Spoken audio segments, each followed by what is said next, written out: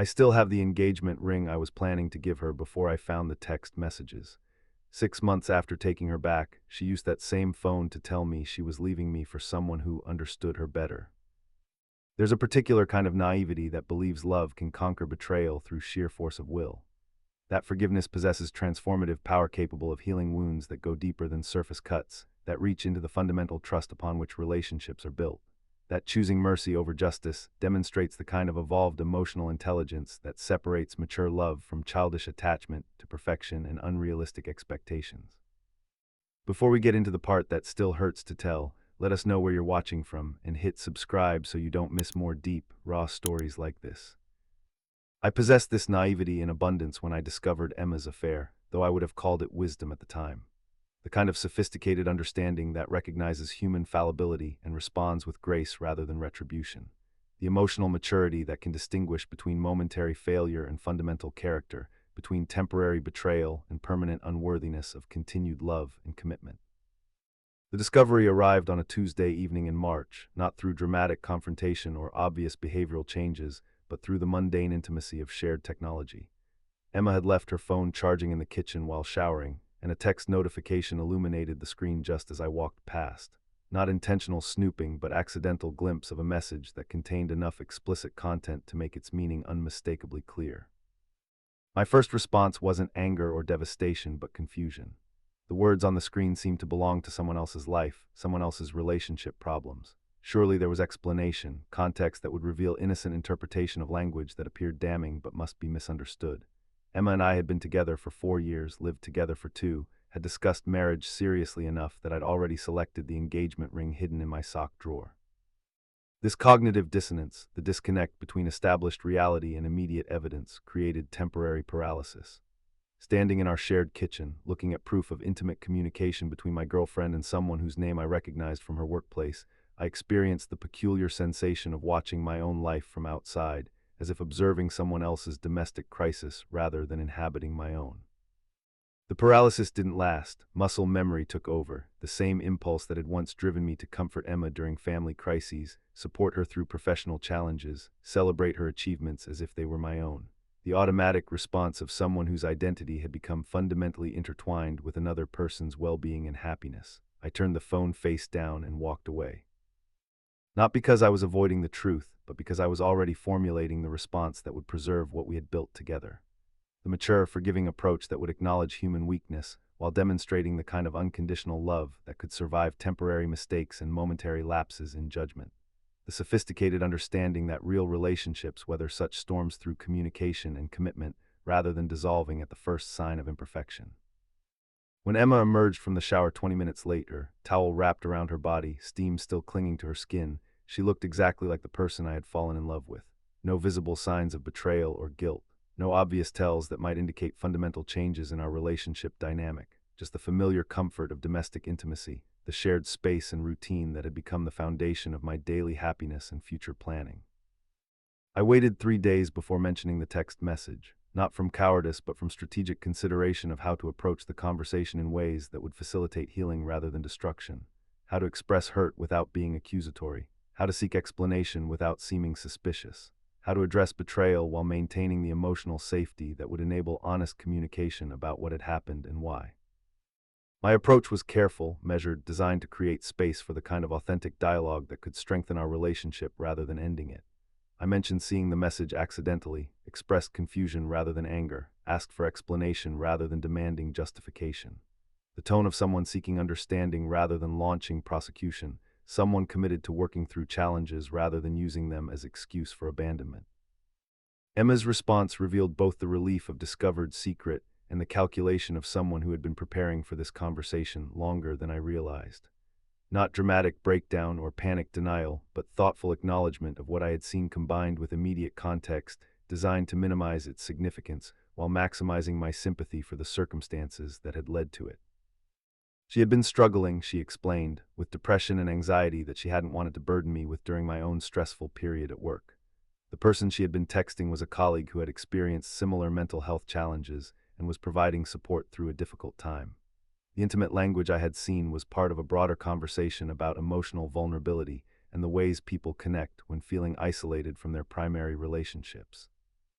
The explanation was sophisticated in its psychological accuracy and emotional manipulation.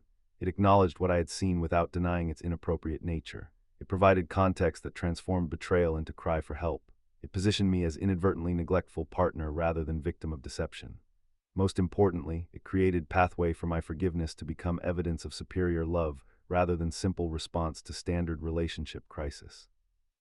This reframing accomplished several things simultaneously. It made me complicit in the circumstances that had led to the affair by suggesting my work stress had created emotional distance. It pathologized her behavior as symptom of mental health struggles rather than choice requiring accountability. It positioned her texting relationship as therapeutic necessity rather than romantic betrayal. And it created narrative where my forgiveness would demonstrate exceptional love rather than normal response to confession and apology. I accepted this explanation because it aligned with my fundamental beliefs about love, forgiveness, and the possibility of growth through adversity, because it provided pathway for healing that preserved our relationship while addressing the underlying issues that had contributed to the crisis, because it transformed what could have been relationship-ending betrayal into opportunity for deeper understanding and strengthened commitment. More fundamentally, I accepted it because I couldn't bear the alternative. 4 years of shared life, 2 years of cohabitation, countless conversations about marriage and children and the future we were building together.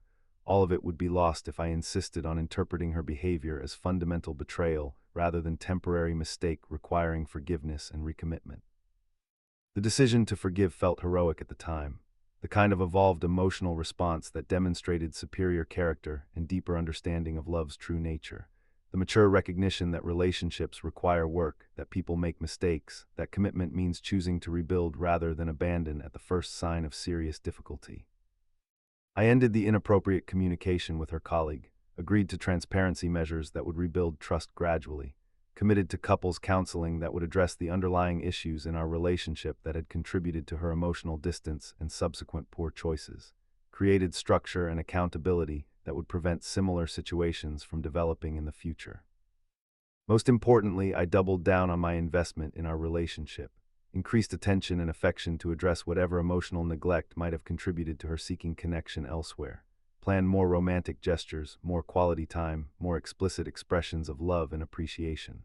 The response of someone determined to prove that forgiveness could create stronger foundation than had existed before the betrayal. Emma's reaction to my forgiveness was gratitude mixed with what I interpreted as shame about her behavior and determination to prove worthy of the second chance I was offering. She participated enthusiastically in the transparency measures, attended couples counseling sessions with apparent commitment to the process, expressed appropriate remorse for the pain her choices had caused.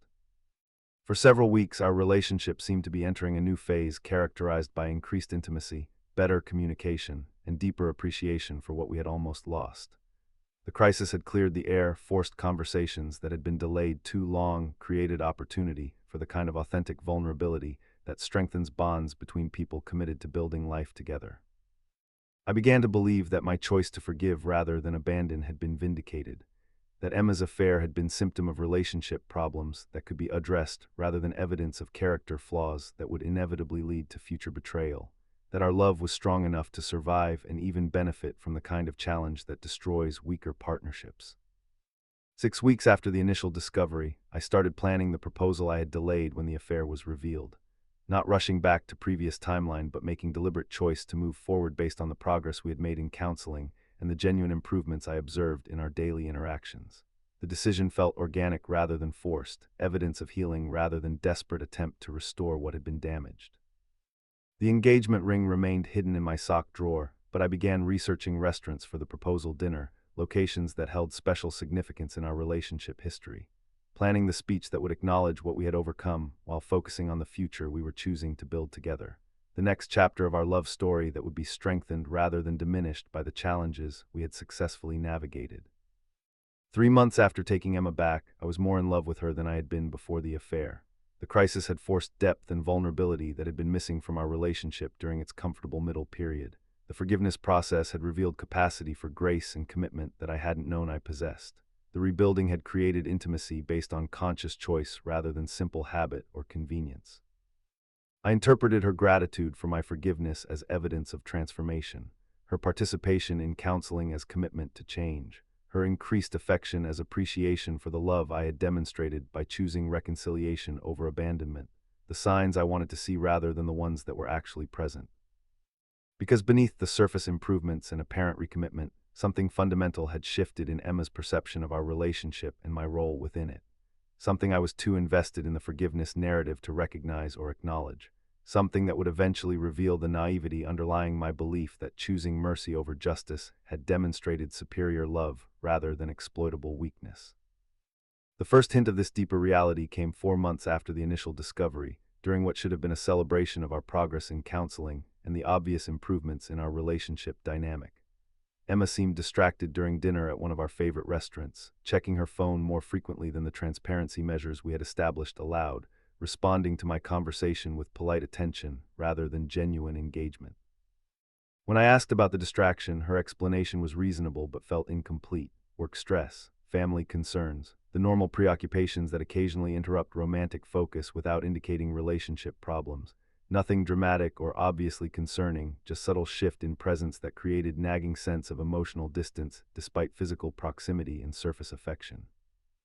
I dismissed the concern as residual insecurity from the affair, the kind of hypervigilance that was natural but unhealthy following betrayal.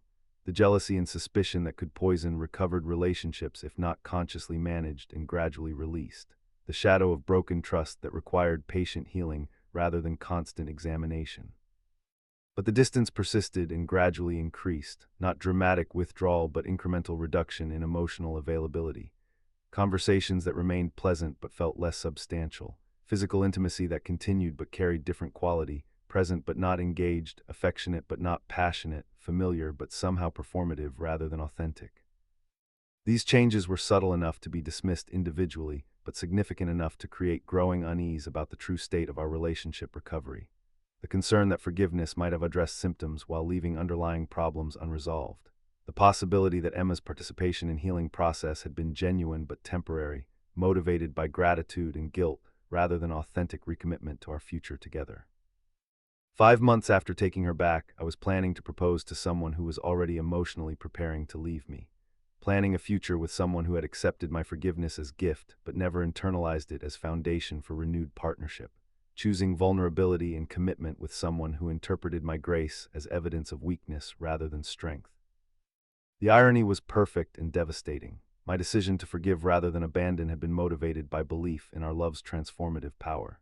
Emma's decision to accept that forgiveness had been motivated by convenience rather than conviction. My choice to recommit had been based on faith in our ability to build something stronger from the ruins of betrayal. Her choice to stay had been based on timeline management while she decided what she actually wanted. I was planning to offer my life to someone who was planning to take her life elsewhere. The engagement ring hidden in my sock drawer represented commitment to someone who was already committed to leaving. The future I was envisioning together was future she was preparing to pursue with someone else. The discovery that would shatter my remaining illusions was still weeks away. But the foundation for that revelation was already being established through dozens of small deceptions, incremental withdrawals, and strategic preparations for departure that I was too invested in the forgiveness narrative to recognize or acknowledge. I had taken her back after she cheated, believing that love and forgiveness could heal what betrayal had broken. She had accepted my decision as opportunity to manage her transition rather than rebuild our relationship. The heroic choice I thought I was making was actually the naive mistake that would teach me the difference between mercy and enabling, forgiveness and foolishness, love and self-destruction disguised as virtue.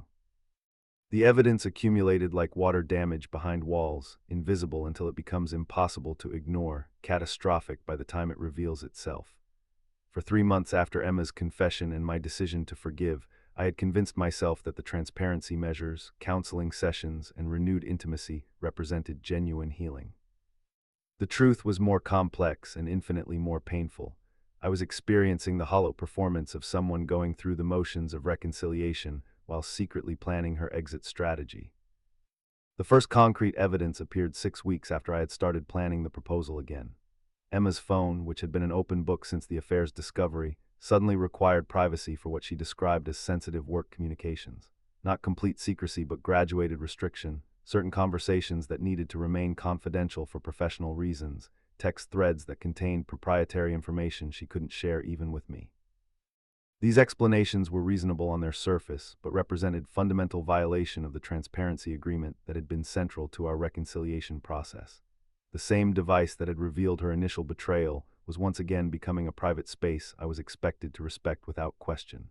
The same communication patterns that had facilitated her affair were being reestablished under the guise of professional necessity. When I raised concerns about this development during one of our weekly relationship check-ins, Emma's response revealed how thoroughly she had studied my personality and psychological vulnerabilities during our years together. Not defensive anger or guilty justification, but disappointed surprise that I would interpret normal professional boundaries as relationship threats. The suggestion that my need for continued phone access indicated lingering trust issues that were unhealthy for both of us. This reframing was devastatingly effective because it contained enough truth to make me question my own perceptions while deflecting attention from her behavioral changes. I did have trust issues following her affair, natural and appropriate responses to betrayal that required time and consistency to heal. My hypervigilance about her phone usage was connected to how I had discovered her infidelity initially. My concerns about privacy represented genuine anxiety about patterns that had led to previous problems. But Emma's response transformed these reasonable reactions into evidence of my failure to complete the forgiveness process. My attention to her communication patterns became obsessive monitoring. My requests for transparency became controlling behavior. My concerns about repeated patterns became inability to move past previous mistakes. The clinical precision with which she pathologized my natural responses to her changed behavior suggested careful preparation rather than spontaneous defensive reaction. The second piece of evidence emerged through social dynamics I hadn't initially connected to relationship problems. Emma began suggesting separate plans for weekend activities, not dramatic independence but graduated separation disguised as personal growth and healthy relationship balance. Girls' nights that stretched later than previously typical. Solo activities that provided individual fulfillment she claimed had been neglected during our intensive reconciliation period. These developments seemed positive at first, evidence of emotional healing that allowed normal social engagement rather than the intensive couple focus that had characterized our immediate post-affair period. Emma was rebuilding friendships that had been strained during her difficult time, pursuing interests that counseling had identified as important for individual identity within committed partnership, demonstrating the kind of autonomous functioning that healthy relationships require rather than codependent enmeshment. But the separate activities created opportunities for behavior I couldn't observe or verify. Time periods when Emma's whereabouts and activities returned to the kind of ambiguity that had facilitated her original affair. Social contexts where the transparency measures we had established became impossible to maintain without seeming possessive or controlling. More troubling was Emma's changed demeanor when returning from these independent activities. Not guilty or secretive, but energized in ways that seemed disproportionate to the experiences she described, particularly animated when discussing conversations with colleagues or friends whose names appeared frequently in her stories, but remained vague when I asked for additional context or suggested meeting them in group settings. The third piece of evidence was financial, subtle changes in spending patterns that became apparent through the shared budgeting system we had maintained throughout our relationship. Not dramatic purchases or secret accounts, but incremental shifts that suggested preparation for lifestyle changes she hadn't discussed with me. Professional clothing purchases that exceeded what her current position required. Personal care expenses that reflected attention to appearance beyond what our relationship routine typically involved. Most significantly, Emma had quietly stopped contributing to the joint savings account we had been building for our anticipated future together. The fund designated for engagement ring, wedding expenses, and down payment on the house we had planned to buy within the next 2 years. Her contributions weren't eliminated but gradually reduced through explanations about temporary financial pressures and unexpected expenses that always seemed to coincide with periods when her behavior felt most distant. When I mentioned this pattern during another check-in conversation, Emma's response followed the same template as her reaction to my phone concerns. Disappointed surprise that I was monitoring financial contributions so closely. Gentle suggestion that my focus on money indicated materialistic priorities that were concerning for someone preparing for marriage.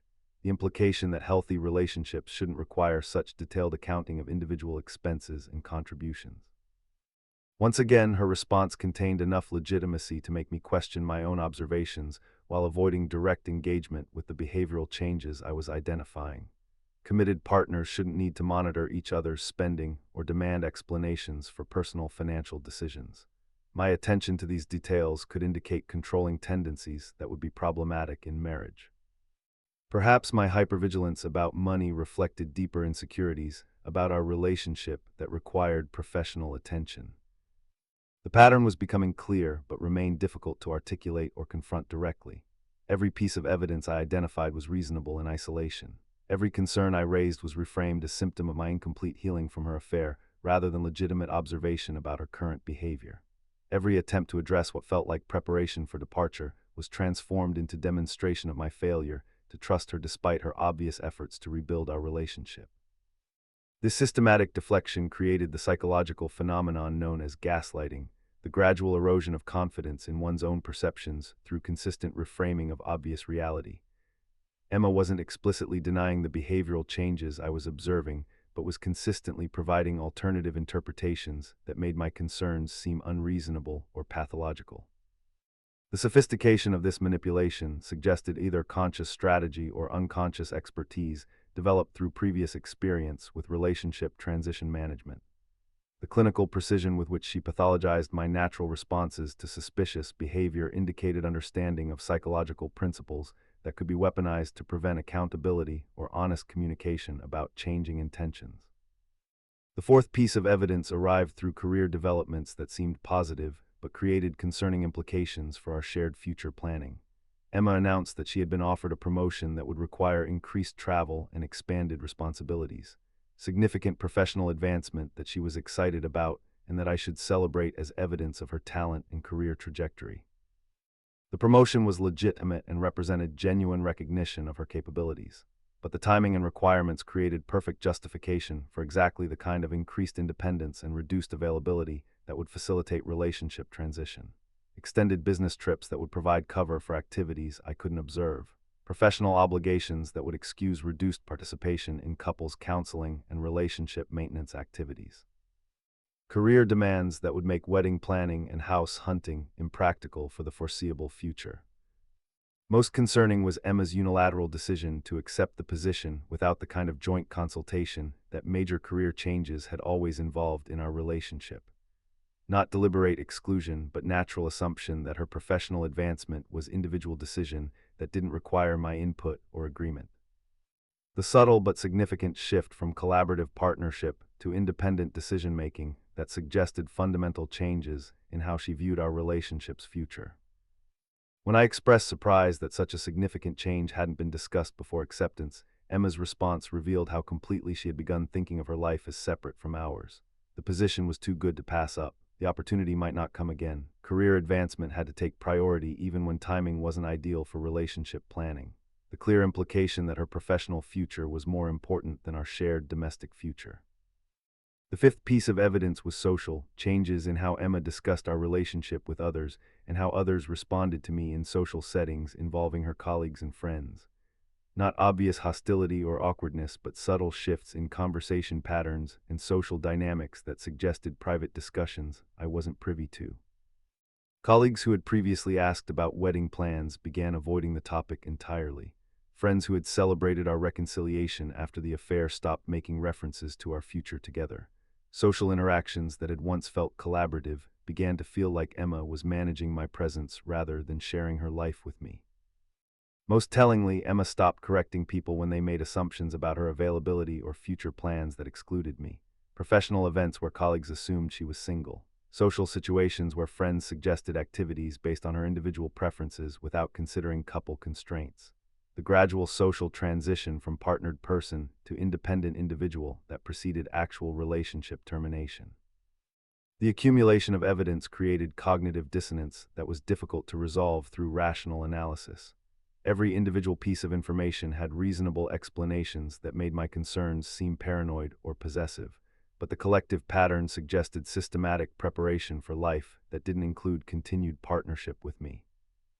The confrontation that would finally clarify these observations was still weeks away, but the foundation for that revelation was being established through dozens of small deceptions, strategic preparations, and psychological manipulations designed to prevent me from accurately assessing what was actually happening in our relationship.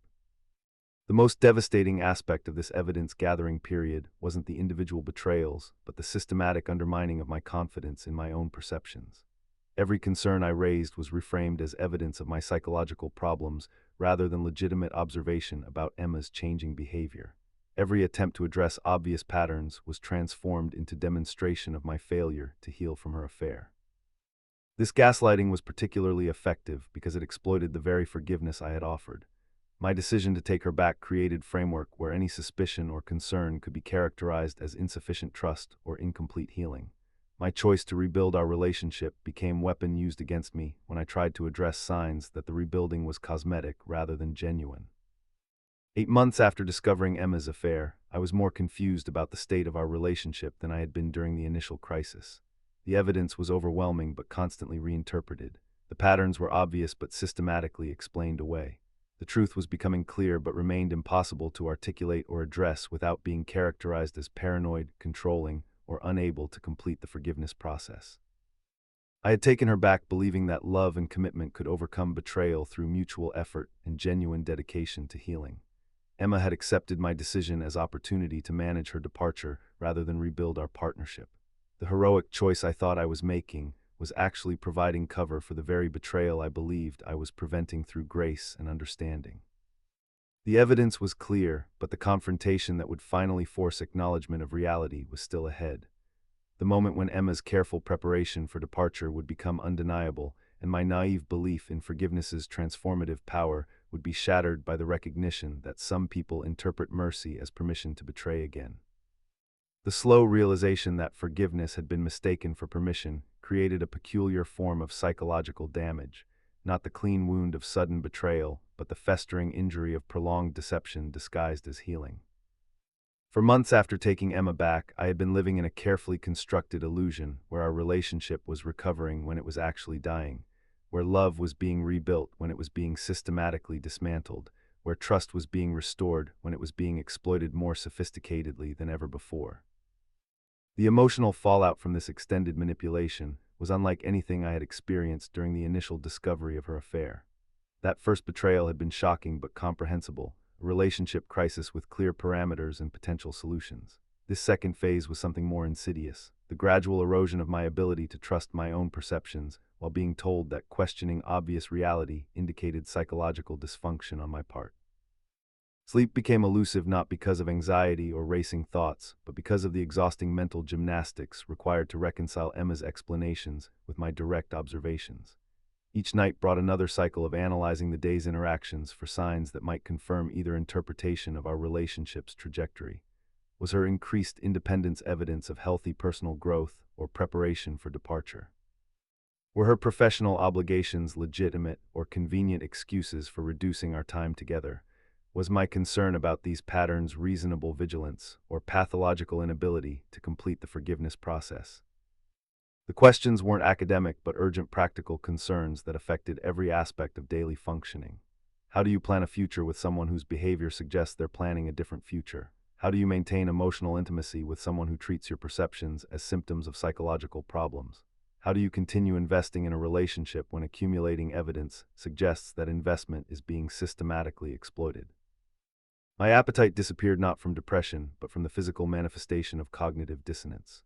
The body's rejection of nourishment when the mind cannot process contradictory information about fundamental reality.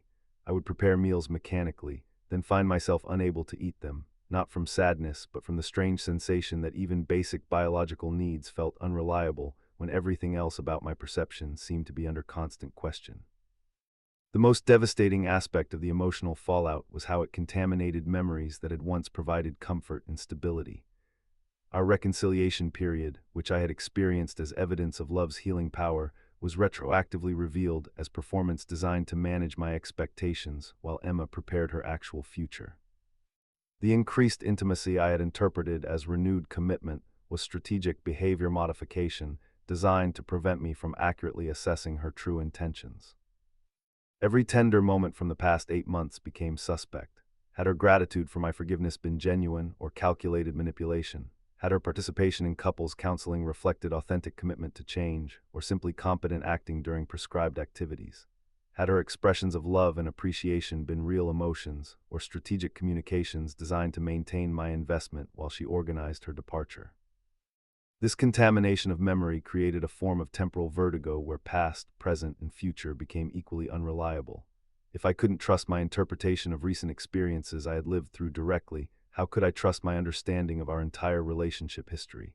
If Emma could maintain such convincing performance for months while planning betrayal, had any of our interactions been authentic?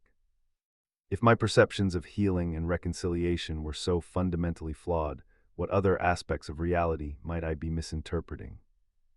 Work became increasingly difficult not because of obvious breakdown, but because of subtle erosion in confidence and decision-making ability. If I couldn't accurately assess the intentions of someone I lived with and loved daily, how could I trust my judgment about professional situations involving people I knew less intimately? The self-doubt that Emma had carefully cultivated about my relationship perceptions began bleeding into other areas where competence and accurate assessment were essential. Colleagues noticed changes in my typical confidence and decisiveness without understanding their source. Meetings where I sought excessive validation for routine judgments. Projects where I deferred to others' perspectives despite having more relevant experience. The gradual transformation from someone known for clear thinking and sound analysis to someone who seemed to doubt his own expertise and interpretation of obvious information. The irony was that my professional relationships remained healthy because they operated in objective reality where performance could be measured and competence verified. But the psychological damage from Emma's systematic reality distortion had created generalized uncertainty that affected all areas requiring judgment and interpretation. The understanding that if someone could fool me so completely about something so fundamental, perhaps my capacity for accurate assessment was fundamentally compromised. Friends who had supported my decision to forgive Emma began expressing concern about changes they observed in my personality and emotional state. Not dramatic deterioration, but subtle shifts that suggested underlying stress or confusion. The way I now qualified opinions with disclaimers about potentially flawed perception. The manner in which I sought validation for interpretations of events that I once would have trusted automatically. Sarah, my closest friend outside the relationship, finally addressed the pattern directly during coffee one Saturday morning. Her observations were careful but pointed. I seemed to be questioning myself constantly in ways that hadn't characterized my personality before. She wondered if the reconciliation process was more stressful than I was acknowledging, whether the effort to rebuild trust was taking a psychological toll that might benefit from professional support beyond couples counseling. Her concern was genuine and her suggestions appropriate, but accepting them would have meant acknowledging that my heroic choice to forgive and rebuild had been psychologically damaging rather than emotionally growth-producing. That the mature response I had believed myself capable of was actually naive self-destruction disguised as evolved love. That Emma's systematic manipulation had been more effective than I could admit without questioning fundamental assumptions about my judgment and character. I deflected Sarah's concerns with explanations about normal relationship stress and the natural difficulties of rebuilding trust after betrayal. Assured her that the changes she was observing were temporary effects of the healing process rather than signs of deeper psychological damage. Convinced myself that these explanations were accurate rather than defensive rationalization designed to protect my ego from confronting the reality of what was being done to me. The most painful aspect of the emotional fallout was its impact on my sense of identity and self-worth. For months, I had defined myself as someone capable of extraordinary love, the kind of person who could forgive betrayal and rebuild something stronger from the ruins of broken trust. Someone whose emotional maturity enabled responses that lesser people couldn't manage. Someone whose love was powerful enough to transform situations that would destroy weaker relationships. The gradual recognition that this identity was built on illusion created existential crisis that went beyond relationship problems. If my capacity for transformative love was actually naive vulnerability to manipulation, what other aspects of my self-concept were equally flawed? If my emotional maturity was actually psychological weakness disguised as strength, how could I trust any of my personal characteristics or capabilities? This crisis of self-perception was exacerbated by Emma's subtle but consistent reinforcement of doubt about my psychological stability. Every concern I raised about her behavior was met with gentle suggestion that my interpretation might be influenced by insecurity or unresolved trauma from her affair. Every attempt to address obvious patterns was reframed as evidence of my inability to complete the healing process that healthy people could manage more effectively. The sophistication of this gaslighting campaign was breathtaking in its psychological precision. Emma never explicitly told me I was crazy or directly denied obvious facts. Instead, she consistently suggested that my interpretations were influenced by anxiety, that my memories were selective, that my emotional responses were disproportionate to circumstances. Death by 1,000 therapeutic observations, each positioning her as the stable partner concerned about my deteriorating relationship with reality. 9 months after taking Emma back, I was more confused about fundamental aspects of my own personality and judgment than I had ever been in my adult life. The man who had once been confident in his perceptions and secure in his emotional responses had become someone who questioned every interpretation and sought validation for every conclusion. The person who had offered forgiveness as gift of strength had become someone whose generosity was being systematically exploited, while being told that recognition of this exploitation indicated psychological dysfunction. The emotional fallout manifested physically as well as psychologically. Chronic tension in my shoulders and neck from the stress of constantly monitoring Emma's behavior for signs that would clarify our relationship's actual trajectory. Recurring headaches that seemed to worsen during conversations where my perceptions were subtly invalidated. A persistent feeling of exhaustion that wasn't relieved by sleep, because rest couldn't address the cognitive load of maintaining contradictory interpretations of obvious reality. Most devastatingly, the fallout affected my capacity for authentic emotional expression. When every feeling could be pathologized as evidence of insufficient healing, when every concern could be reframed as symptom of psychological problems, natural responses became dangerous territory requiring careful management. I learned to suppress intuitive reactions and analytical thinking that might be characterized as paranoid or controlling. This emotional suppression created feedback loop that reinforced Emma's characterization of my mental state. The more I tried to moderate my responses to avoid being labeled as psychologically unstable, the more artificial and controlled my behavior became. The more I attempted to demonstrate emotional health by accepting her explanations for obvious inconsistencies, the more I actually did begin to seem like someone whose relationship with reality was tenuous and concerning. 10 months after the initial affair, I was trapped in psychological prison of my own construction. My choice to forgive had created framework where questioning obvious deception was evidence of insufficient love. My commitment to rebuilding trust had established dynamic where natural protective instincts were reframed as relationship-damaging pathology. My determination to demonstrate mature love had made me complicit in my own systematic psychological destruction. The emotional fallout had accomplished exactly what Emma needed it to accomplish. It had made me so uncertain of my own perceptions that I could no longer trust the evidence of systematic betrayal that was accumulating daily. So focused on managing my supposedly unhealthy responses to her behavior that I couldn't accurately assess what that behavior actually indicated about her intentions and character. The woman I had forgiven for cheating was now cheating on a much more fundamental level, betraying not just sexual fidelity, but the basic agreement that partners tell each other the truth about their intentions and feelings. The person I had taken back despite her affair was now conducting a more sophisticated affair with reality itself, systematically distorting my understanding of what was happening between us while positioning my accurate perceptions as evidence of mental illness requiring professional intervention. Standing in our shared apartment 11 months after discovering her first betrayal, looking at someone who could express concern about my psychological state while conducting systematic campaign to undermine my sanity, I finally understood what had actually happened. Taking her back hadn't demonstrated superior love, it had provided opportunity for more sophisticated exploitation. Forgiveness hadn't transformed our relationship, it had enabled more calculated manipulation than simple infidelity could have accomplished. The emotional fallout was complete. The man who had believed love could conquer betrayal through grace and commitment had been systematically destroyed by someone who interpreted that grace as permission to betray more completely than ever before.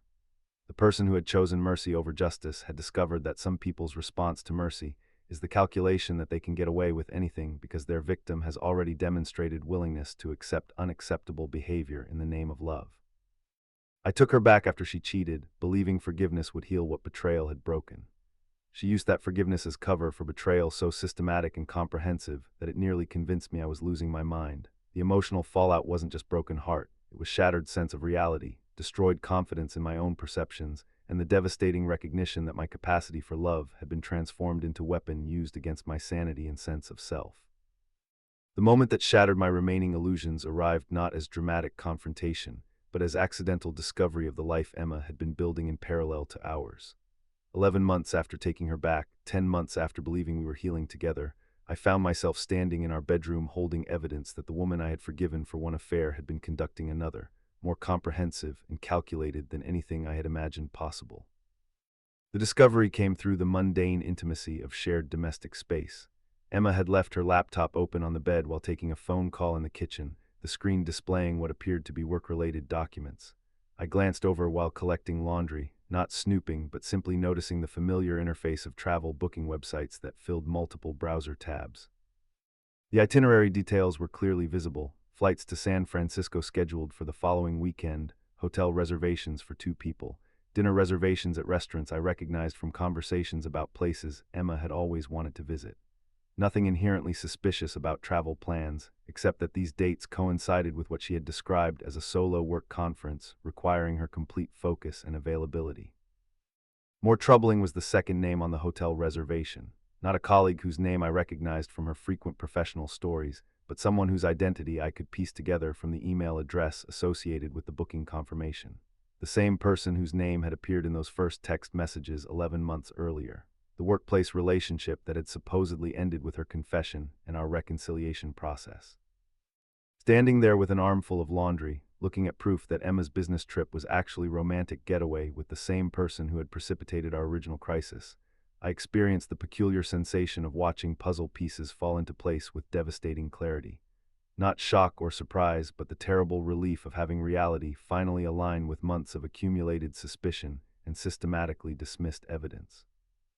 The parallel life she had been constructing became visible all at once. The professional obligations that had required increased privacy and reduced availability. The career advancement that necessitated travel and independence. The financial planning that had gradually excluded our shared goals and future investments. The social dynamics that had repositioned her as single person rather than committed partner.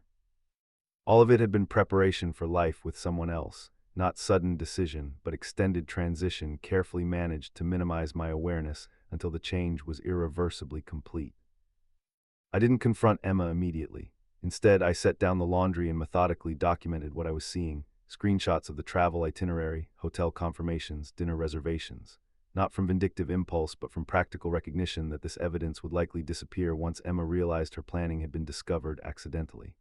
The systematic preparation for departure that I had been questioning for months was finally undeniably visible. More devastating than the proof of ongoing infidelity was the timeline it revealed. Emma hadn't ended the inappropriate relationship and then gradually fallen back into old patterns. She had never ended it at all. Her confession 11 months earlier had been partial disclosure designed to manage my discovery rather than genuine admission of wrongdoing. Her participation in our reconciliation process had been performance art, convincing enough to prevent further investigation while she organized her actual future. The couples counseling we had attended religiously for 8 months. The transparency measures I had believed were rebuilding trust. The increased intimacy I had interpreted as evidence of healing. All of it had been elaborate theater performed by someone who was simultaneously planning her departure with the same person who had caused our original crisis. The sophistication of the deception was breathtaking in its psychological precision and sustained commitment to falsehood. This recognition forced reinterpretation of every interaction from the past 11 months. Emma's gentle concerns about my mental health weren't expressions of caring but strategic gaslighting designed to prevent accurate assessment of her behavior. Her suggestions that I seek individual therapy weren't motivated by genuine concern for my well-being, but by calculated effort to pathologize the very perceptions that might reveal what she was actually doing. The emotional manipulation had been comprehensive and expertly deployed. Every natural response to suspicious behavior had been reframed as evidence of psychological dysfunction. Every accurate observation about her changing priorities had been transformed into proof of my inability to complete the forgiveness process. Every attempt to address obvious inconsistencies had been met with therapeutic suggestion that my interpretations reflected unresolved trauma requiring professional intervention. Standing in our bedroom with irrefutable proof of systematic betrayal, I finally understood that the person I had forgiven and taken back had never existed. Emma hadn't made mistake requiring forgiveness. She had made strategic decision requiring management. She hadn't experienced temporary lapse in judgment. She had developed comprehensive plan for relationship transition that included using my capacity for forgiveness as cover for more sophisticated manipulation than simple affair could accomplish. The woman I loved was fiction. The relationship I had been fighting to save was performance. The future I had been planning was delusion carefully maintained by someone who had been planning an entirely different future while convincing me that my accurate perceptions of this reality indicated mental illness requiring intervention. When Emma returned from her phone call 20 minutes later, she found me sitting on the bed with her laptop still open to the travel booking confirmation. Her reaction was neither surprise nor guilt, but immediate damage control. Not the emotional breakdown of someone caught in devastating betrayal, but the calculated response of someone whose careful planning had been disrupted by accidental discovery. Her first words weren't denial or explanation, but concern about my emotional state. Questions about how I was processing what I had seen, whether I needed support managing what was obviously difficult information to encounter unexpectedly. The immediate pathologization of my response to discovering systematic betrayal, positioning herself as caregiver rather than perpetrator, me as patient rather than victim. This response revealed the full sophistication of her manipulation strategy. Even caught in undeniable deception, Emma's instinct was to frame the situation in terms of my psychological difficulties rather than her behavioral choices. The automatic deployment of gaslighting techniques that had been effective for months, the reflexive attempt to make my accurate perceptions seem like symptoms of mental disorder, requiring careful management rather than appropriate responses to comprehensive betrayal. For the first time in 11 months, I didn't accept this reframing. The evidence was too clear, the pattern too obvious, the timeline too systematic for alternative interpretation. Emma had been planning departure with her affair partner since before her original confession. Every aspect of our reconciliation process had been performance designed to manage my expectations while she organized her actual future. The forgiveness I had offered had been exploited as cover for more calculated betrayal than I had imagined possible. My response wasn't emotional breakdown or desperate confrontation, but something quieter and more definitive, complete clarity about what needed to happen next. This wasn't relationship crisis that could be addressed through better communication or renewed commitment to healing. This wasn't misunderstanding that could be resolved through couples counseling or increased transparency measures. This was systematic psychological warfare conducted by someone who had transformed my capacity for love into a weapon used against my sanity and sense of self. The conversation that followed wasn't argument or negotiation, but simple presentation of facts and logical conclusions. Emma's travel plans with her affair partner demonstrated that our reconciliation had been fiction from the beginning. Her systematic gaslighting about my mental health had been strategic manipulation designed to prevent accurate assessment of obvious betrayal. Her participation in healing process had been performance art designed to manage my expectations while she organized departure. Emma's response to this presentation followed predictable pattern: initial attempt to provide alternative context, graduated acknowledgement of partial truth, eventual shift to concern about my emotional processing of difficult information. The same therapeutic manipulation that had been effective for months, deployed automatically despite changed circumstances that made its effectiveness impossible. But something fundamental had shifted in my psychological relationship to her explanations and characterizations. The evidence was too comprehensive, the pattern too clear, the timeline too systematic for gaslighting techniques to maintain their previous effectiveness. Emma could still deploy therapeutic language about my emotional state, but it no longer created the self-doubt that had made her manipulation successful. The turning point wasn't dramatic confrontation or emotional explosion, but quiet recognition that the relationship was over, and had been over since long before I realized it was ending. Emma had been gone for months, physically present but emotionally absent, participating in our shared life while planning her departure, accepting my love while systematically betraying every foundation upon which that love was built. Her travel plans for the following weekend weren't beginning of new betrayal, but revelation of betrayal that had never ended. Her concern about my mental health wasn't evidence of caring, but final deployment of manipulation techniques that had enabled months of systematic deception.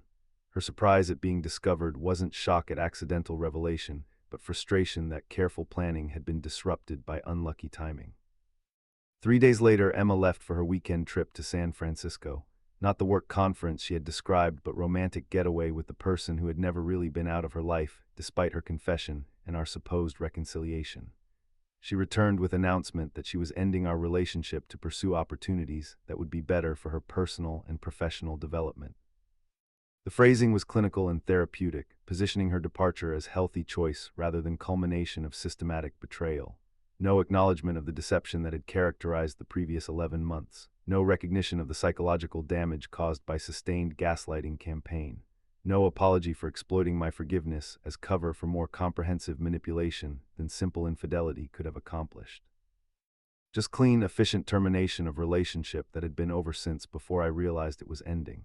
The woman I had taken back after her affair was leaving me for good, not because reconciliation had failed, but because reconciliation had never been attempted. My forgiveness hadn't been insufficient to heal betrayal. It had been exploited to enable more systematic betrayal than I had imagined possible.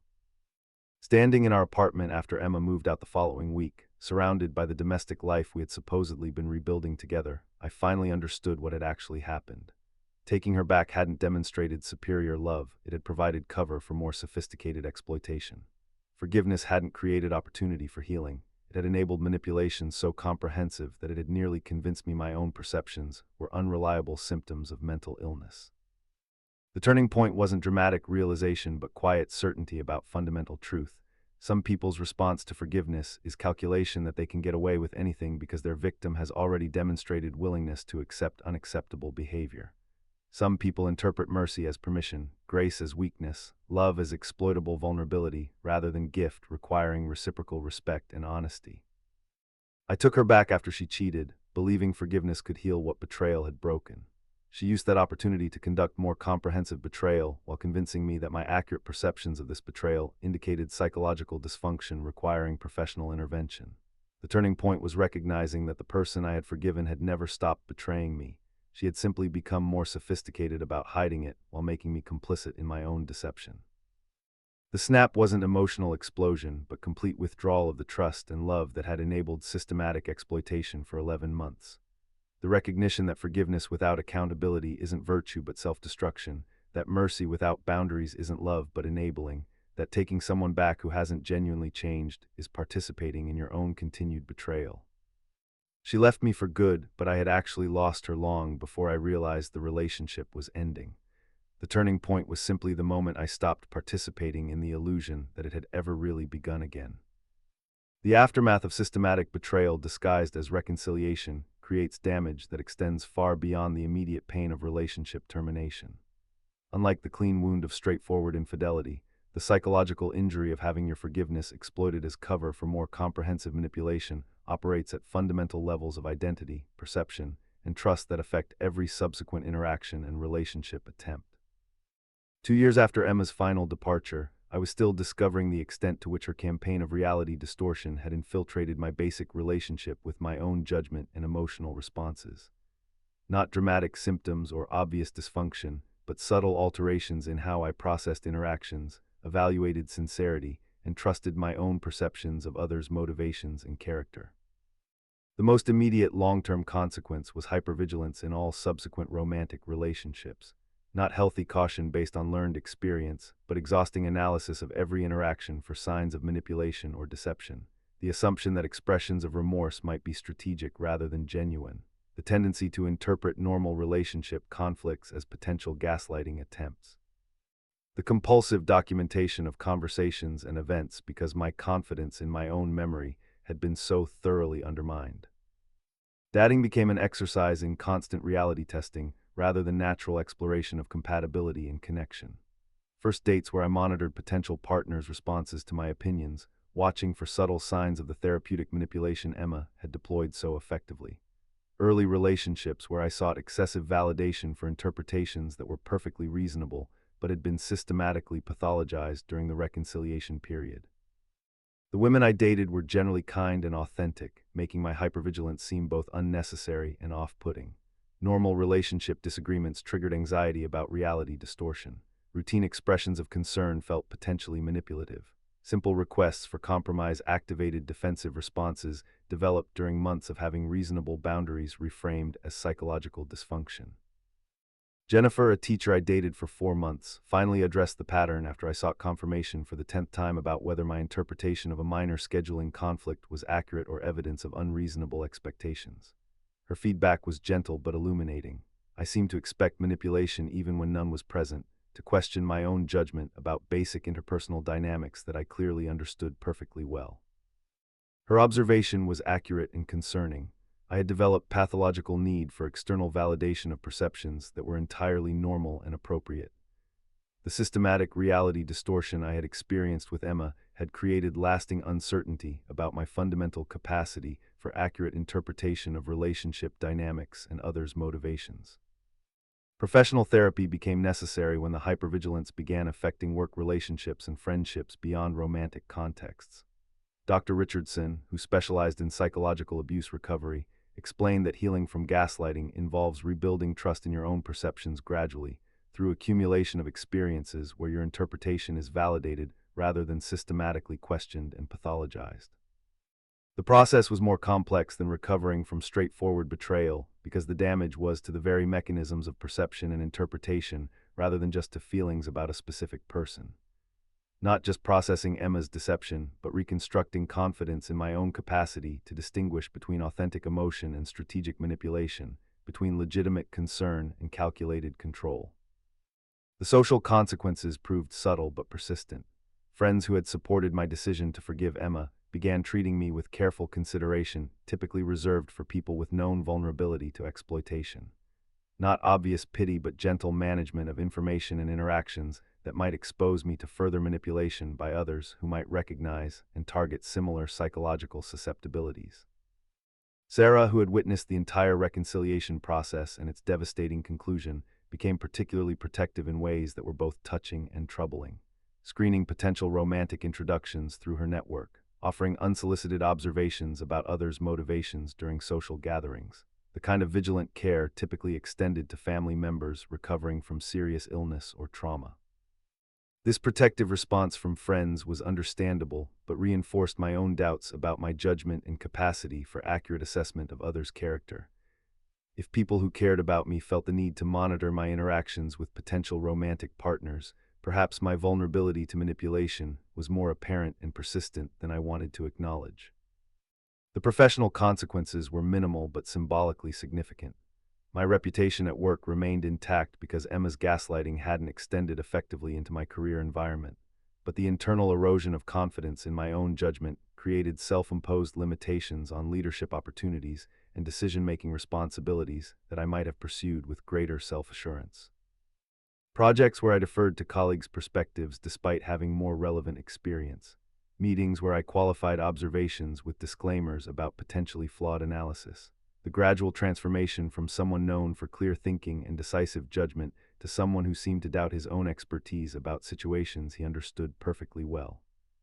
The financial consequences extended beyond the immediate costs of individual therapy and the practical expenses of reestablishing independent living. The engagement ring I had planned to give Emma, purchased during the reconciliation period when I believed our love was stronger than ever, remained a tangible reminder of how completely my judgment had been compromised by systematic manipulation. Returning the ring felt like acknowledging failure rather than recovering from exploitation. Keeping it felt like maintaining shrine to my own naivete. Eventually, I sold it and donated the proceeds to an organization supporting people recovering from psychological abuse, transforming symbol of betrayed love into contribution that might help others avoid similar exploitation.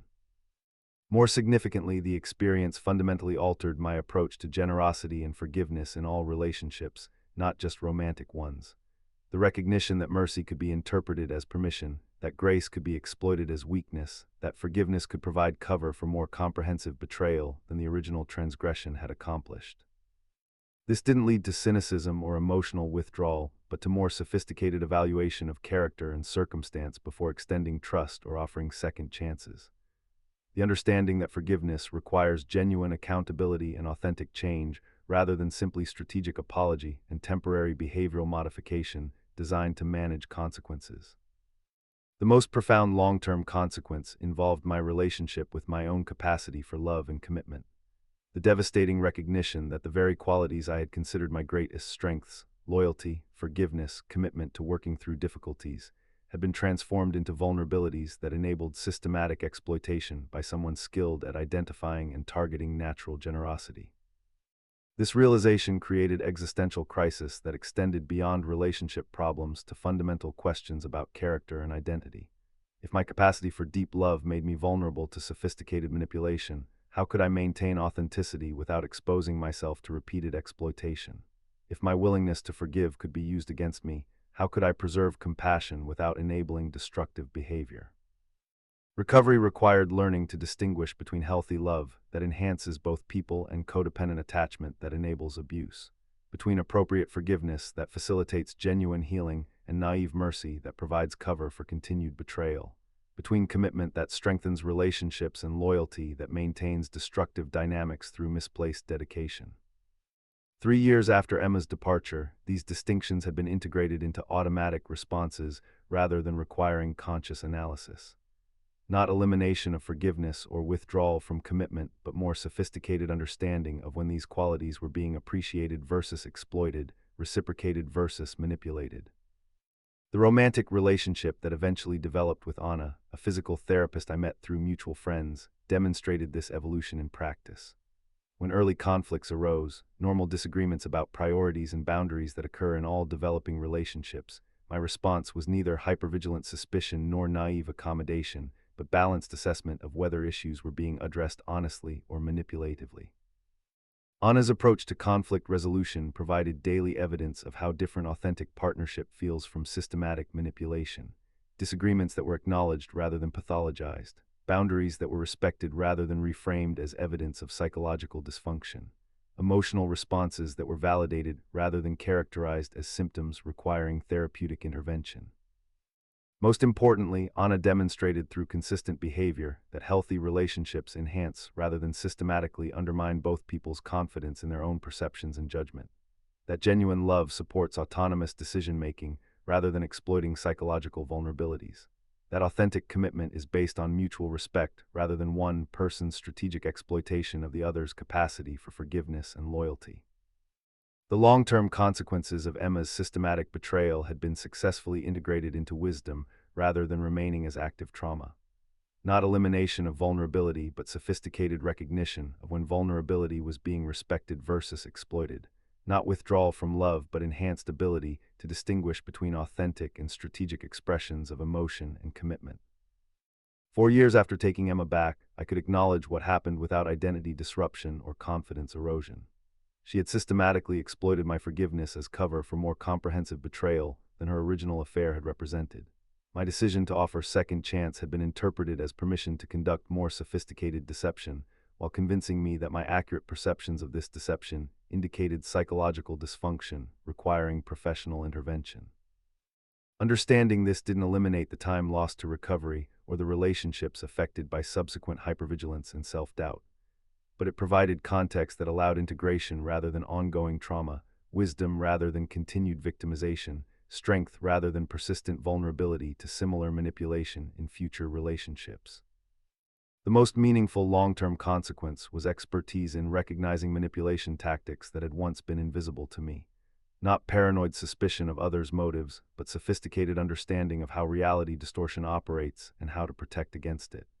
The expensive education in psychological warfare that made future manipulation attempts ineffective because their techniques were immediately identifiable. This hard-won knowledge proved valuable beyond personal protection. Friends and colleagues began seeking my perspective when they encountered relationships that left them questioning their own judgment. Professional situations where someone's competence was being systematically undermined through subtle character assassination. Family dynamics where one person's reality was being consistently invalidated while their emotional responses were pathologized. The ability to recognize gaslighting in others' experiences provided purpose that partially justified the cost of acquiring such knowledge. Not dramatic advocacy or public speaking, but quiet support for individuals navigating the disorienting experience of having their reality systematically questioned and their perceptions characterized as symptoms of psychological dysfunction. 5 years after the reconciliation that had actually been extended betrayal, the long-term consequences had evolved from active damage to integrated wisdom. Not complete healing, but functional adaptation. Not elimination of vulnerability, but sophisticated protection against specific manipulation tactics that had once proven devastatingly effective. I had taken her back after she cheated, believing forgiveness could heal what betrayal had broken. She had used that opportunity to conduct more systematic betrayal while convincing me that recognizing this betrayal indicated mental illness. The long-term consequences included not just recovery from that exploitation, but immunity to similar manipulation in future relationships. The expertise was expensive but invaluable, the kind of education that transforms survival into strength, vulnerability into vigilance, betrayal into protection for others facing similar exploitation. The long-term consequences weren't just personal but social, contributing to broader understanding of how systematic reality distortion operates and how it can be recognized and resisted before it destroys someone's confidence in their own perceptions and worth. Standing in my current apartment 5 years later, in a relationship built on mutual respect rather than systematic exploitation, the long-term consequences felt less like permanent damage than like expensive education. Not just about Emma's specific manipulation techniques, but about the fundamental requirements for authentic partnership, accountability, honesty, and respect for each other's reality rather than strategic distortion of it. The woman who had exploited my forgiveness as cover for comprehensive betrayal had taught me that some people's response to mercy is calculation that they can manipulate indefinitely. The long-term consequences included recognition that real love requires boundaries, authentic forgiveness demands accountability, and taking someone back who hasn't genuinely changed is participating in your own continued betrayal. 5 years have passed since Emma walked out of our shared apartment for the final time, carrying suitcases packed with belongings from the life we had supposedly been rebuilding together. 3 years since the hypervigilance and reality testing that characterized my early recovery began to fade into manageable background awareness rather than consuming daily preoccupation. 2 years since I stopped monitoring social media for traces of her current life or evidence that might vindicate my perceptions of what had actually happened between us. The current state isn't dramatic transformation or complete vindication. Those narratives belong to revenge fantasies where justice prevails and manipulators receive their deserved consequences. Instead, it's something quieter but more substantial, the gradual reconstruction of a life built on authentic foundations rather than the psychological quicksand of someone else's systematic reality distortion. I live alone now, by choice rather than circumstance.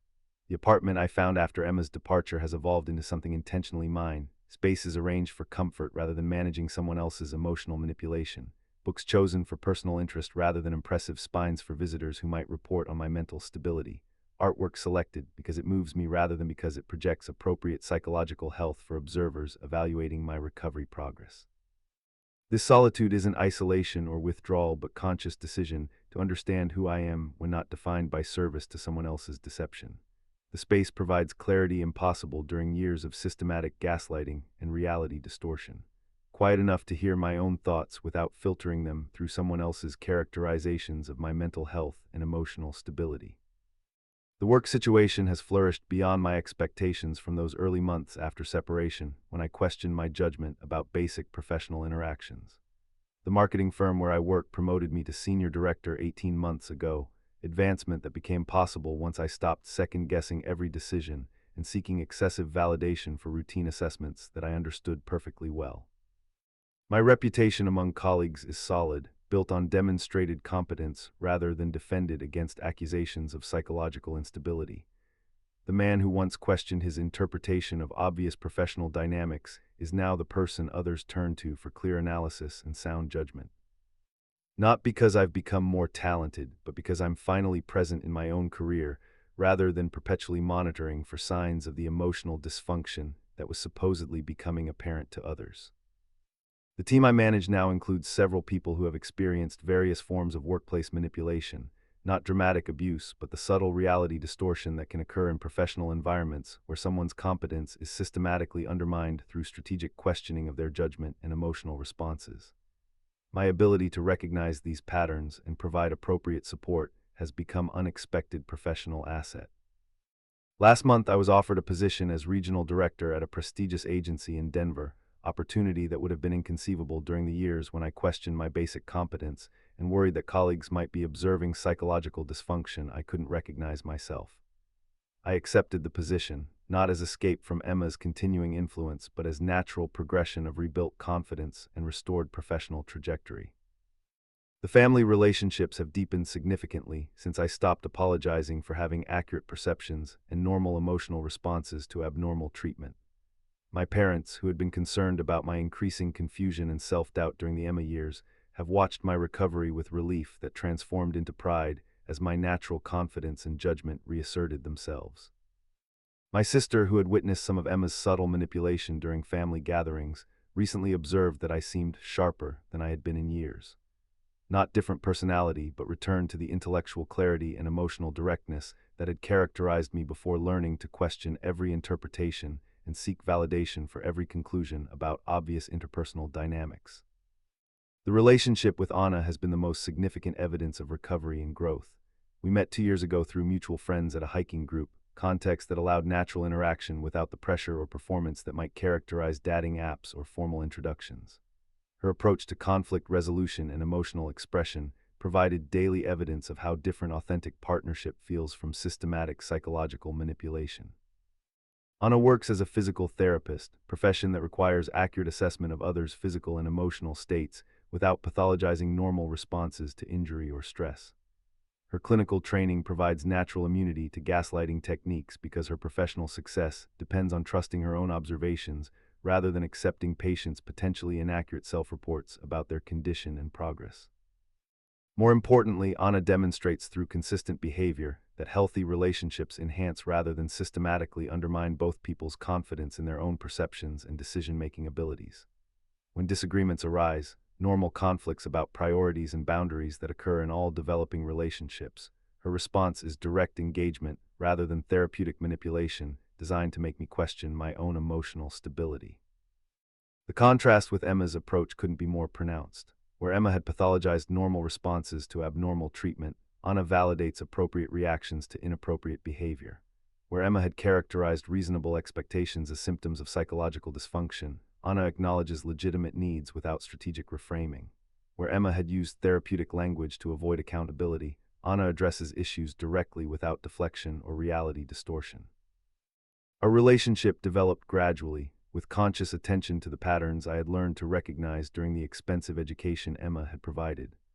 Anna's responses to early conflicts provided evidence that she could acknowledge mistakes without pathologizing my observations, address concerns without gaslighting my perceptions, and maintain accountability without strategic deflection to my supposed emotional problems. The financial situation has recovered completely from the period when I provided resources for reconciliation that was actually extended betrayal. The money spent on couples counseling that Emma attended while planning departure with her affair partner. The engagement ring purchased during reconciliation period when I believed our love was stronger than ever. The practical expenses of rebuilding individual life after discovering that shared future had been fiction maintained through systematic deception. These costs have been absorbed and integrated as expensive education rather than ongoing financial burden. The understanding that some investments are worth making despite uncertain outcomes, while others are essentially funding your own continued exploitation. The difference between supporting genuine healing and subsidizing elaborate performance designed to manage your expectations while someone plans their actual future elsewhere. The creative work that had been abandoned during the reality distortion period has returned with enhanced sophistication and emotional range. The writing that stopped when I questioned my own perceptions has evolved into clearer expression of complex psychological experiences. The photography that was discontinued when every aesthetic choice felt potentially subject to pathologization has resumed with deeper technical skill and authentic artistic vision. Perhaps most significantly, I've been able to transform the experience with Emma into something constructive beyond personal recovery. The blog I started about recognizing manipulation tactics has attracted readers who share similar experiences. Not dramatic advocacy platform, but quiet resource for people navigating the disorienting experience of having their reality systematically questioned and their emotional responses characterized as symptoms of psychological dysfunction. The expertise in recognizing gaslighting and reality distortion has proven valuable in helping others identify patterns they might not have language to describe. The understanding of how systematic manipulation operates and how to protect against it.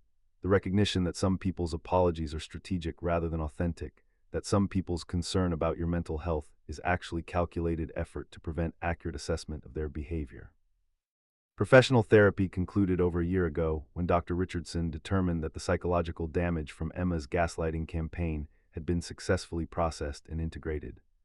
Our final sessions focused on maintaining appropriate vigilance against future manipulation without developing generalized suspicion of all emotional expression or requests for forgiveness and second chances. The most significant aspect of the current state is complete absence of Emma's direct influence on my daily experience. No ongoing legal entanglements or shared financial obligations. No mutual social connections requiring careful navigation. No monitoring of her activities or concern about her continuing narrative about my supposed psychological dysfunction during our relationship. I learned through mutual acquaintances that Emma married her affair partner last year, the same person who had never really been out of the picture despite her confession and our supposed reconciliation process. Whether their relationship is characterized by honesty and reciprocal respect or follows similar patterns of manipulation and reality distortion isn't my concern or responsibility. The information came without emotional charge, just data about someone who no longer occupies psychological space in my daily experience. Whether Emma has developed capacity for authentic partnership or simply found someone new to manipulate isn't something I need to monitor or influence. The understanding that some people's behavioral patterns are consistent regardless of relationship context, but my response to such patterns has evolved beyond vulnerability to their deployment. The current state includes occasional encounters with Emma's former colleagues through professional events, but these interactions have become entirely manageable. People who might have been exposed to her narrative about my emotional instability during our relationship either forgot those characterizations through time and contrary evidence, or maintain their beliefs without it affecting professional interactions in observable ways. More importantly, I no longer monitor others' responses to my presence for signs that they might have been influenced by her reality distortion campaign.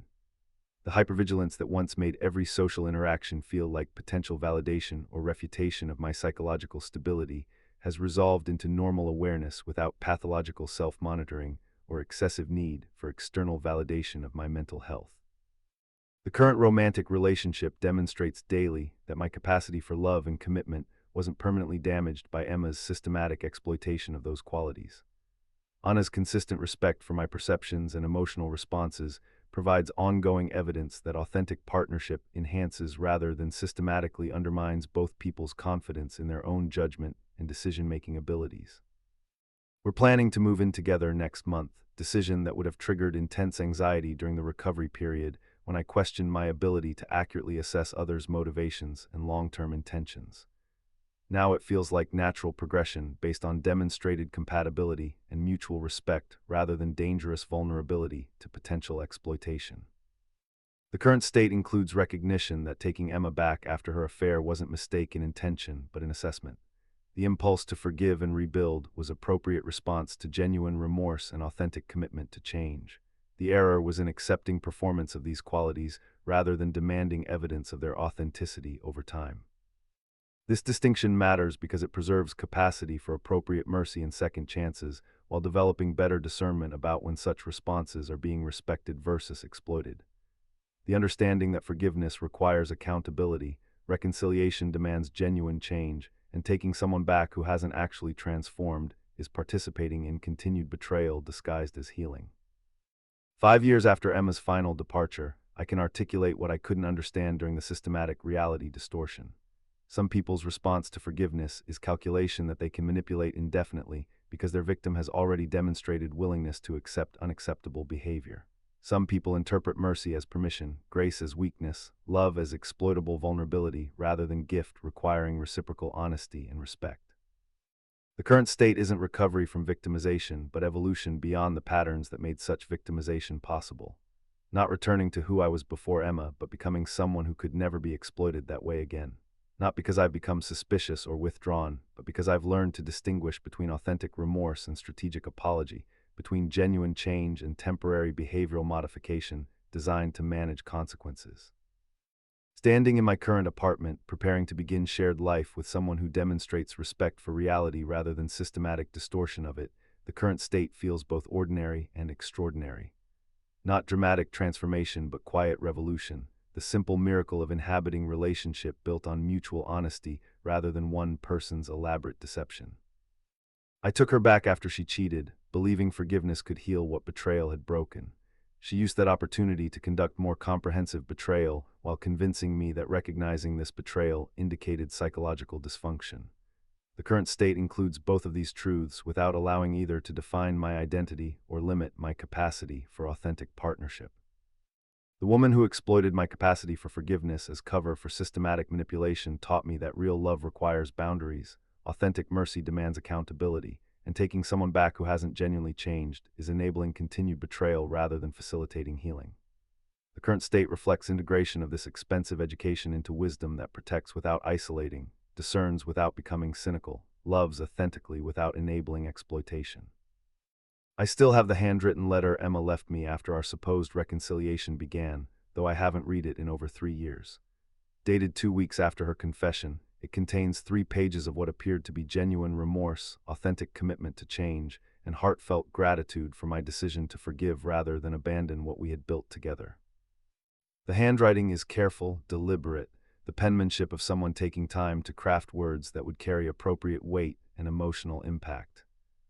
At the time, that letter felt like evidence of transformation, proof that her affair had been aberration rather than character revelation, temporary failure rather than fundamental indication of who she was and what she was capable of doing to someone who loved her unconditionally.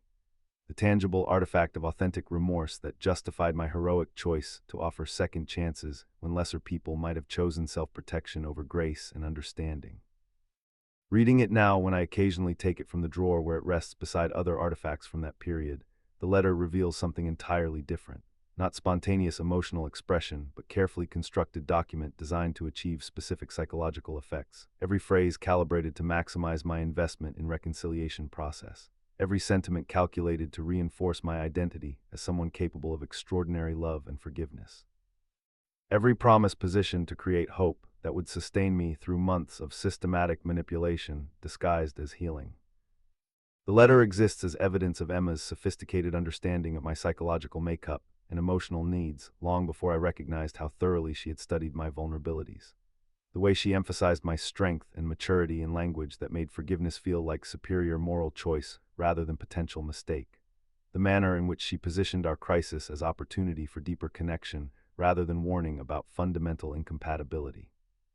The strategic deployment of vulnerability that made her confession seem like gift of trust rather than management of discovered deception. Most tellingly, the letter contains promises that were impossible to verify in the moment, but would prove entirely hollow over time. Commitments to transparency that would gradually be eroded through professional necessity.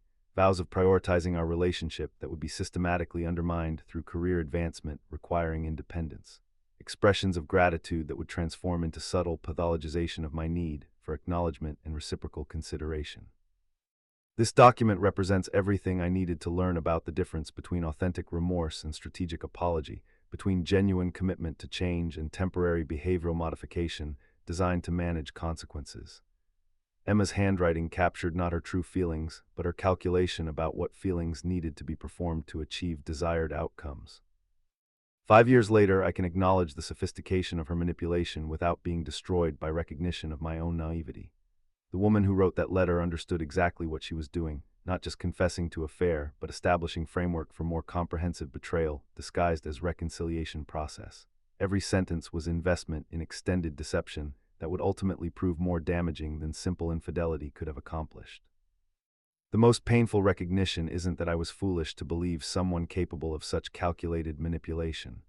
It's that my response to her letter, the gratitude, relief, and renewed commitment it inspired, was entirely appropriate to what it claimed to represent. The problem wasn't my capacity for forgiveness, but her strategic deployment of that capacity to enable continued exploitation, while convincing me that recognizing this exploitation indicated psychological dysfunction requiring professional intervention. Understanding this distinction has been crucial to recovery and growth. My willingness to offer second chances wasn't weakness but strength that was exploited by someone skilled at identifying and targeting natural generosity. My commitment to working through relationship challenges wasn't naivety but mature approach that was manipulated by someone who understood how to transform virtue into vulnerability. My capacity for deep love wasn't pathology but gift that was weaponized against my psychological well-being and sense of reality. The lesson isn't to avoid forgiveness or withdraw from commitment, but to distinguish between people who deserve such responses and those who will exploit them. Between authentic remorse that facilitates genuine healing and strategic apology that enables continued manipulation. between partners who can integrate accountability into growth and those who use temporary behavioral modification to manage consequences while planning continued betrayal. These distinctions have become automatic rather than requiring conscious analysis. Not elimination of mercy, but enhanced discernment about when mercy is being respected versus exploited. Not withdrawal from love, but sophisticated understanding of when love is being reciprocated versus systematically manipulated for strategic advantage. The relationship with Anna demonstrates these principles in daily practice. When conflicts arise, normal disagreements that occur in all authentic partnerships, her responses provide evidence of character that can integrate feedback without pathologizing its source. Accountability that leads to genuine change rather than temporary compliance designed to manage immediate consequences while maintaining problematic patterns. Most importantly, Anna's approach to my history with Emma reflects the kind of maturity and security that enables healthy partnership. She knows what happened without needing extensive details or dramatic reassurances about my psychological recovery. Her response is neither protective concern that might indicate doubts about my judgment nor dismissive minimization that might suggest inability to understand the impact of systematic manipulation. This balanced understanding creates space for me to continue healing without defining myself primarily through past victimization. Anna's presence in my life provides daily evidence that authentic partnership enhances rather than systematically undermines both people's confidence in their own perceptions and emotional responses. The work I've been doing to help others recognize manipulation tactics has evolved from personal therapy to meaningful contribution. The blog that started as processing tool has connected me with people worldwide who share similar experiences of having their reality systematically questioned and their emotional responses pathologized by partners who claim to love them. These connections have revealed that Emma's techniques weren't unique innovations but recognizable patterns that appear across cultures and contexts. The therapeutic language used to avoid accountability, the strategic pathologization of normal responses to abnormal treatment, the systematic reality distortion designed to prevent accurate assessment of obvious behavioral problems, the weaponization of forgiveness as cover for continued betrayal. Recognizing these patterns in others' stories has been both validating and sobering. Validating because it confirms that my experience wasn't an isolated incident, but part of broader phenomenon that requires awareness and education. Sobering because it reveals how many people are currently experiencing similar manipulation without language to describe what's happening or framework to understand that their confusion and self-doubt are normal responses to abnormal treatment. The expertise gained through expensive personal experience has become foundation for helping others distinguish between authentic remorse and strategic apology, between genuine change and temporary behavioral modification, between appropriate forgiveness and enabling continued exploitation. Not dramatic advocacy, but quiet support for people navigating the disorienting experience of loving someone who transforms that love into a weapon used against their psychological well-being. 6 years after taking Emma back, I can articulate lessons that were invisible during the systematic reality distortion, but have become clear through time and distance. Forgiveness is appropriate response to authentic remorse, but enabling response to strategic apology. Taking someone back is reasonable choice when they've genuinely changed, but naive mistake when they've simply learned to manage consequences more effectively. Love that requires you to question your own sanity isn't love, but exploitation disguised as intimacy. These insights don't eliminate capacity for mercy or commitment, but ensure they're deployed appropriately rather than exploitatively. The understanding that real love enhances both people's confidence in their own perceptions rather than systematically undermining one person's relationship with reality. That authentic partnership creates mutual growth rather than one person's advancement at the expense of the other's psychological well-being. Perhaps the most important recognition has been that Emma's final departure wasn't abandonment but liberation, not just from her systematic manipulation, but from my own investment in narrative that transformation was possible through sheer force of will and unlimited forgiveness. Her leaving revealed that she had never actually returned, that reconciliation had been performance designed to manage my expectations while she planned her actual future elsewhere. This understanding reframes her departure from devastating rejection to natural conclusion of relationship that had ended long before I realized it was over. Emma left me for good because she had never genuinely come back. My forgiveness hadn't been insufficient to create healing. It had been exploited to enable deception more comprehensive than her original affair had represented. Current relationship demonstrates daily what authentic partnership looks like when both people are genuinely present and committed to mutual growth rather than strategic exploitation. Anna's consistent respect for my reality provides ongoing evidence that healthy love supports autonomous judgment rather than systematically questioning it. That genuine care expresses itself through validation rather than pathologization, accountability rather than deflection, honesty rather than reality distortion. Standing in our shared kitchen 6 years later, preparing dinner together while discussing ordinary decisions about shared future, we're building consciously rather than performing, the contrast with Emma couldn't be more pronounced. This is what reconciliation actually looks like when both people are genuinely committed to healing and growth. What forgiveness accomplishes when it's received with authentic gratitude rather than strategic calculation about future manipulation opportunities. The handwritten letter remains in my drawer not as shrine to past betrayal, but as education about difference between authentic and strategic emotional expression. Evidence of my own accuracy in recognizing what genuine remorse should look like, even though I accepted performance of these qualities rather than demanding proof of their authenticity over time. Emma's letter was a masterpiece of emotional manipulation disguised as vulnerable confession. My response was entirely appropriate to what it claimed to represent. The mistake wasn't in believing someone capable of authentic transformation, but in accepting evidence of that transformation without verification through sustained behavioral change rather than temporary compliance designed to manage immediate consequences. In the end, perhaps that's the most valuable insight. Taking someone back after betrayal isn't inherently naive if it's based on genuine evidence of change rather than strategic performance of change. The problem isn't forgiveness but discernment, the ability to distinguish between people who can integrate accountability into authentic growth and those who use temporary behavioral modification to manage consequences while maintaining problematic patterns. I took her back after she cheated, believing love could heal what betrayal had broken.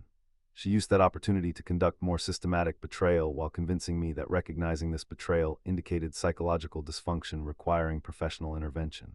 Her final departure revealed that reconciliation had been fiction from the beginning, that my forgiveness had been exploited rather than appreciated, that taking her back had enabled rather than prevented continued manipulation. The closing note isn't bitterness or regret but gratitude, not for Emma's manipulation but for the wisdom it eventually produced. The expensive education in psychological warfare that transformed vulnerability into vigilance, naivety into discernment, enabling into appropriate boundaries. The understanding that real love requires respect for reality rather than systematic distortion of it. 6 years later, I'm grateful for Anna's presence in my life and for the capacity to recognize authentic partnership when it appears. Grateful for the ability to offer appropriate forgiveness without enabling continued exploitation. Grateful for relationships built on mutual honesty rather than one person's elaborate deception maintained through systematic reality distortion. The woman who exploited my forgiveness as cover for comprehensive betrayal taught me that mercy without accountability isn't virtue but self-destruction. That taking someone back who hasn't genuinely changed is participating in continued betrayal rather than facilitating healing. That some people's response to grace is calculation that they can manipulate indefinitely because their victim has already demonstrated willingness to accept unacceptable behavior. These lessons, painful as they were to learn, have become foundation for authentic love that enhances rather than exploits, supports rather than manipulates, creates mutual growth rather than systematic exploitation disguised as intimacy.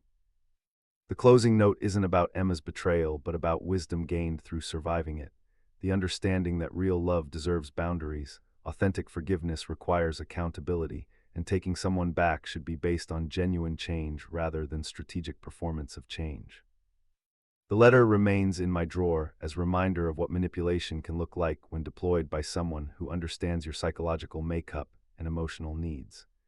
Evidence that authentic transformation and strategic performance can appear identical in the moment but reveal their true nature through sustained observation rather than immediate assessment. Proof that forgiveness is appropriate response to genuine remorse, but enabling response to calculated apology designed to facilitate continued exploitation. I took her back after she cheated. She left me for good. Both statements are true, but only one reflects choice while the other reveals character. Mine for offering mercy, hers for exploiting it as cover for betrayal more comprehensive than simple infidelity could have accomplished. The closing note is recognition that authentic love survives such betrayal, not through elimination of capacity for forgiveness, but through enhanced ability to distinguish between those who deserve it and those who will weaponize it against the very person offering it as gift.